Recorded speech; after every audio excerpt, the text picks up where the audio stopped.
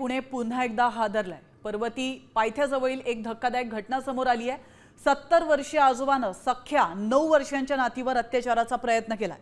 शेजाऱ्यांना मुलीचा आरडाओरडा ऐकू आला आणि त्यानंतर ते घराजवळ पोहोचले आणि त्यामुळे मोठा अनर्थ टळला। या नराधम आजोबावर पॉक्सो अंतर्गत गुन्हा दाखल झालाय। पोलिसांनी त्याला बेड्या ठोकल्या।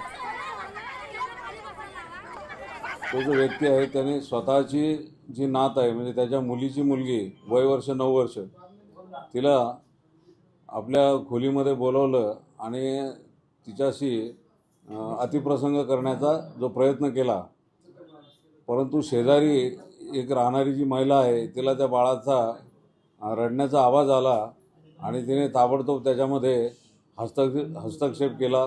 शेजारच्या लोकांना सांगितलं। बाळाच्या आईच्या फिर्यादीनुसार त्यामध्ये पॉक्सो कलम 6, कलम 10 यानुसार गंभीर गुन्हा रात्री या प्रकरणामध्ये दाखल करण्यात आलेला आहे। त्यानंतर गुन्हा दाखल झाल्यानंतर त्या गुन्ह्यामध्ये आरोपीला रितसर अटक करण्यात आलेली आहे। तर हे प्रकरण नेमकं काय आहे, नेमकं काय घडले आपण पाहूयात ग्राफिक्सच्या माध्यमातून। नराधम आजोबा नातवंडांना भेटायला आला होता।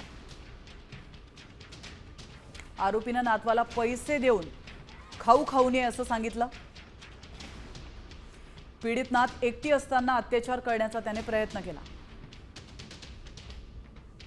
पत्र्याच्या घरात सुरू असलेला हा संपूर्ण प्रकार शेजारील महिलेच्या लक्षात आला। नात रडायला लागल्यावर नराधमानं तिला माळ्यावर ठेवलं। संतप्त नागरिकांनी आरोपी नराधम आजोबाला पकडून चांगला चोप दिला।